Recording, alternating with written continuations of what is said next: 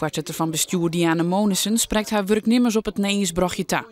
Het is al hier goed nieuws, want een groei van 24.000 wielst je rekening op 10.000, ja, dat is positief. Een speciaal welkom is er voor de collega's van FBTO. FBTO valt onder Achmea en zoent 31 december in de fusie met de Friesland een feit. Maar met elkaar hebben ze nou 810.000 klanten. Doel is 1 miljoen. Wil je dat net te krut? De schaalgrootte die wij nu hebben, die is uitstekend om nog de mensen te kennen. Hè? Voor mij ook, om de mensen te kennen die in dit bedrijf werken. En ik denk als we nog iets zouden groeien tot letterlijk 1 miljoen, dat we dat nog heel goed op deze wijze aan kunnen.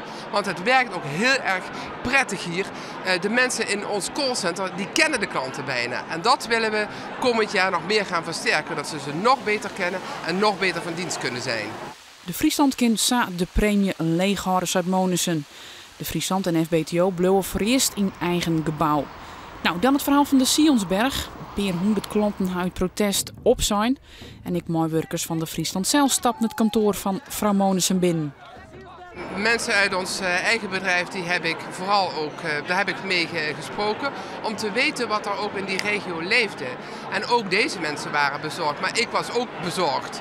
We hebben zeg maar al die periode dat daar gewerkt is bij de Sionsberg aan een nieuw plan, hebben wij daar steeds hetzelfde ingestaan.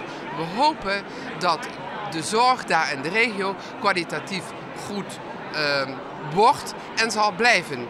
En op welke wijze dat ook moet gaan, dat kan ook op creatieve nieuwe wijze. De Friesland bezucht het plan dat donderdag onder inspectie verloren wordt.